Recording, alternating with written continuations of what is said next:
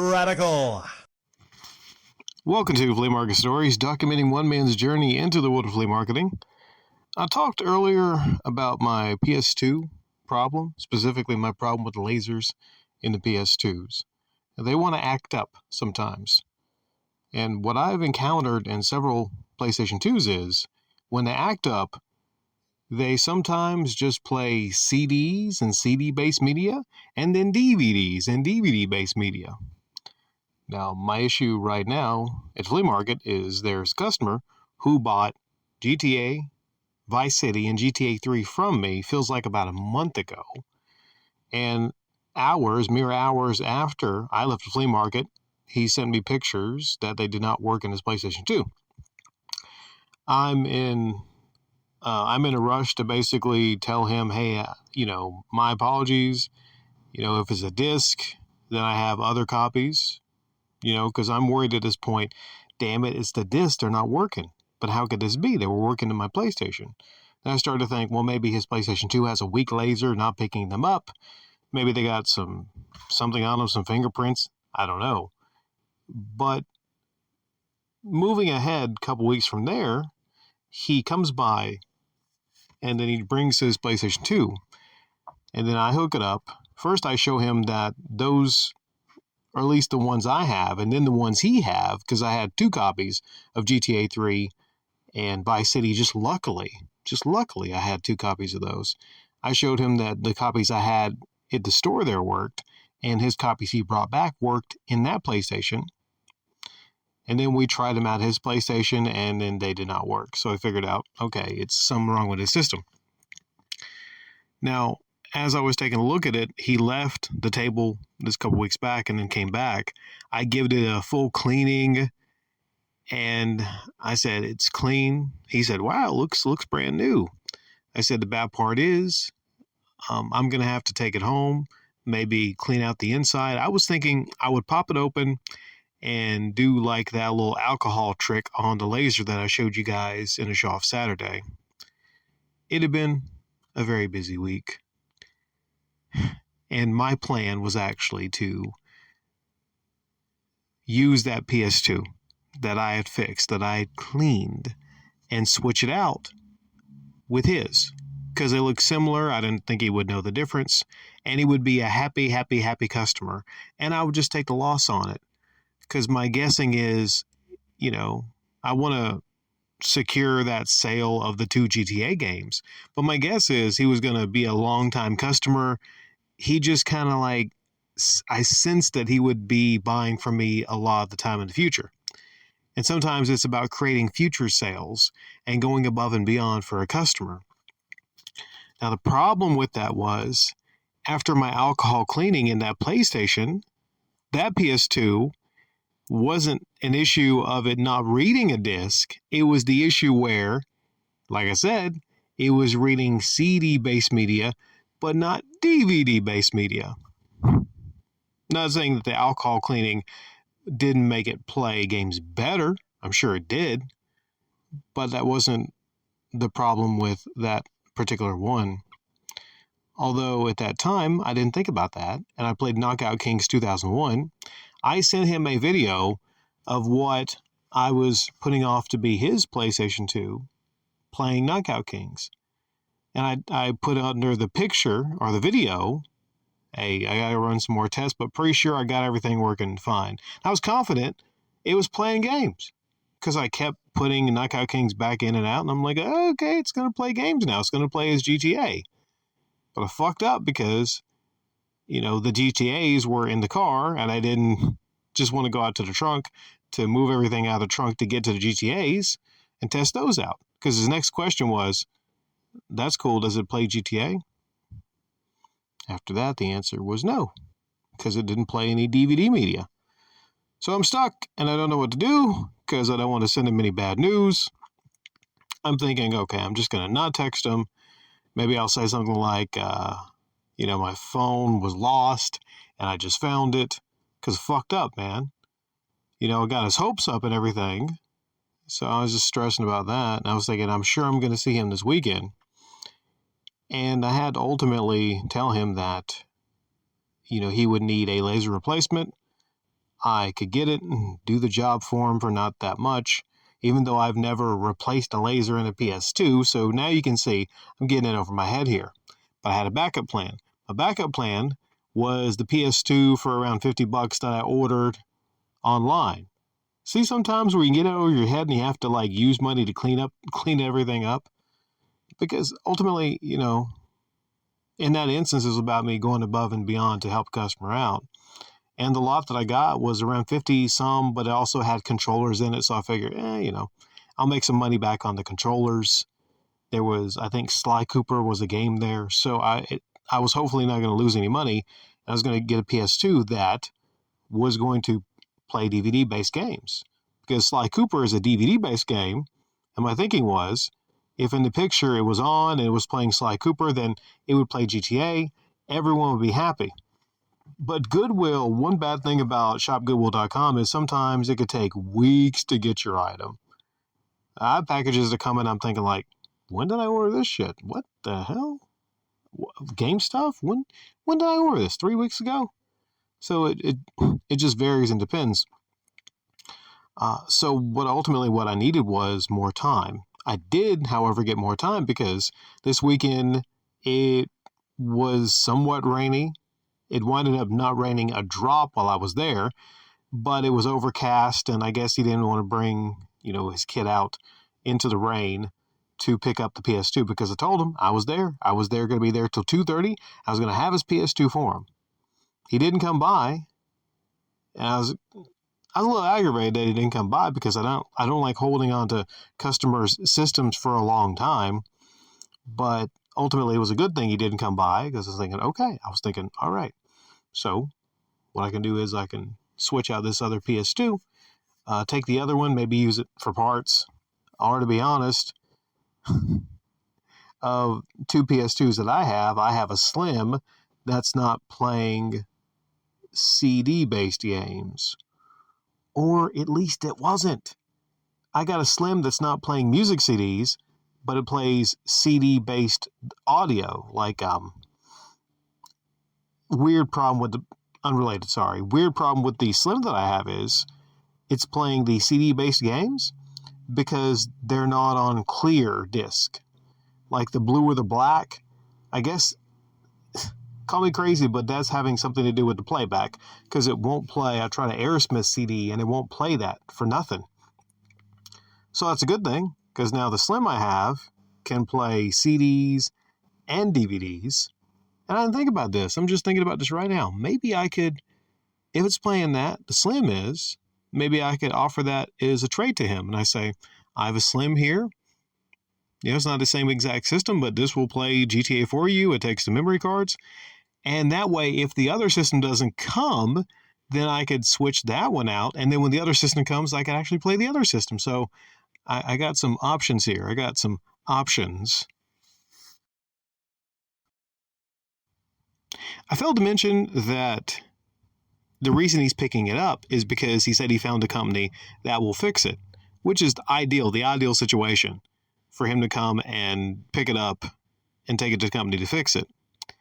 Although, that's not ideal from a customer standpoint, meaning I would like to be the person that is the hero that saves the PlayStation 2, even if it's not technically his PlayStation 2, it's a different one. I would like him to have that memory of the guy that saved his PlayStation 2.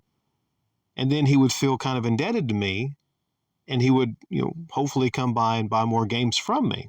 Because I only charged him $5 for taking the system and checking it and cleaning the laser. And then I could say and tout, well, looks like you saved a whole lot of money taking it to that company to fix it because I was able to open it and fix it. Right? So I'm debating on which way to go, whether or not I do that, switch it out, become the hero, or give him the system back and then maybe just lose a customer, or there be some, bad vibes, or maybe he could say something like, well, I was expecting you to be able to fix it and you can't, and now I've not been able to come back and get it. I just don't like that outcome. I don't. And I keep forgetting this one part. I've had to do many edits on this because for some reason when I get to this point, I forget to mention this one part, and I don't want to do more than 2 edits in this. So bear with me for a second as I go through my mental memory files and try to figure out what's going on. Use this little pause to make yourself up a snack if you'd like to, or do anything you wish. I'll try to let this pause be under a minute, but I'm trying to figure out. Let's see. Okay, yeah, I did actually make an offer to give him a loaner while I was working on it, to say, well, I'll take another look at it, because I was trying to buy myself more time, right? What I ultimately wound up doing was I lied and said that I got stomach flu Tuesday, got a stomach bug, and I was not able to, work on it. That's the actual lie that I texted. And you might criticize me for being a liar, but I thought that was the best course of action. I got sick. I couldn't work on it past, just the cleaning it and showing him the Knockout Kings 2001 playing. But I offered him a loaner, and he said, no, that's fine and everything, because I offered him a system that would play the games for him while I'm working on that one. Also, here's a third scenario. He could swing by, pick up the system, and I could actually offer to sell him a slim, super cheap, that is one that's extra, I don't need. It's just a testing unit. It's got some scuffs on it, so I really can't sell it. What do you think about that possibility? You think that might be? Because if I could show that it plays Grand Theft Auto and all the DVD games and most all the CD games, I could sell it and say, like, I sell it to him like this. Your system, I cleaned it. It plays most all CD-based games that say compact disc. And this one plays all DVD-based games and most all CD-based games. And I could offer that to him and say, like, well, that's a scenario. I think that's what I'll go with. And then I wind up keeping the one that I order off of Goodwill that I think should be in great condition. And I think that's fair. Like a Slim that plays DVD-based games, that is kind of scuffed up for maybe 20, 30, something like that. I'm going to sell it really low because it's just the system. He has the controllers. He doesn't need the controllers. I'm going to sell it really low because it's a customer that I want to keep. And I have a feeling that's going to be somebody that is hopefully coming to the store long into the future. You just kind of get that feeling when you meet a good future customer. If you've ever sold anywhere before, you kind of get that feeling like, okay, that guy, he's never going to be back. But this guy, I'm going to see him a lot of the time. Also, I'm not going to talk about the JFJ Easy Machine or have a side upload on it, but it's not in a good way. The arms are, two of the forearms are broken. It's still usable. I hear that's a problem on these JFJ Easy Pros. The cheap plastic, sometimes the arms break. But like I said, not going into detail, I think it might have been something I did. Maybe a foam pad that I used was a little bit too high for it. But I winded up with the intention of, since I was cleaning this guy's system, he had a DVD in there, which was The Grinch Saves Christmas, that wouldn't play in his system. I took it out, put it in JFJ Easy Pro, and then the disc ended up looking a little worse than when I put it in. Because that pad had actually put some scratches on it, believe it or not. And then I forgot to do something very important, which is to wash that pad and to get that crusty stuff off, the dried Meguiar's off of it. Because if you spin it and it's not fresh, not wet, it's dry, and it has that other stuff on it, and you're just putting other stuff on top, it can't actually leave scratches. At least that's what I'm thinking. I'm pretty sure those scratches were not there before. And then it did not work. I was worried. I tried it in a 360, and it did not work in there. One last thing. I'm kind of combining these in together, by the way. I don't want to have a side one of the JFG Easy Pro, but this links in.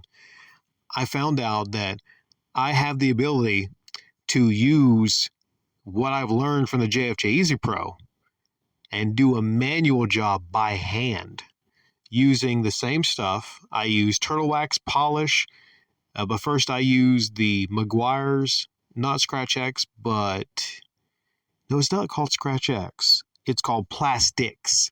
I use Plastics, which is blue. I put it on there and I pretend I'm the JFJ Easy Pro with my hand, just going really fast, circling it around, applying a good bit of pressure.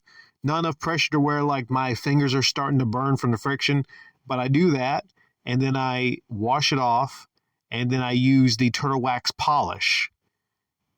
And then I didn't have any expectations it would actually play, but sure enough, after I did that, and this is after I fucked it up in the machine and I scratched it up, I manually, just using my hand power, okay, my arm power, my elbow grease, just using my strength, I wheeled those scratches out of the disc, or at least the heavier ones, and it played pretty good in the 360. Now, does the disc still look like it's a little funky? I mean, yeah, honestly, yeah, I could only do so much there. But I got it working, and I don't know if I should really tempt fate by trying to clean it more in the machine. But it does work good. The Grinch does work good. So if he asks about it, I say like, yeah, the Grinch, I tried out in the 360, does work good. So what you think? I think what I'm going to go with is to go the honest route, I think. I think it's the best route. I'll tell them, hey, I cleaned that laser as good as it could be cleaned. It plays CD-based games like Knockout Kings really good, so it's still useful for playing the ones that say compact disc. It just can't play DVDs, but, if you want the slim version, which is a smaller version of it that plays DVDs, it's just extra. I mean, I'll cut you a real good deal on it. So maybe that could be a second system that you could use, put it in a different room or whatnot. Or you could double stack. You could put this little system on top of the other one, and this one can play your DVDs based stuff. This can play your CDs, and you could switch memory cards out between them. And that way, you got two PS2s. Not a lot of people have two PS2s, and you can still have that company fix this one, and then you would have one that you could play and your son can play, right? What do you think? I think that's the best way to go about it. If any of you doubt that I'm super serious about my flea marketing, if any of you doubt that, you should know and understand right now, I'm trying the damnedest that I can, really.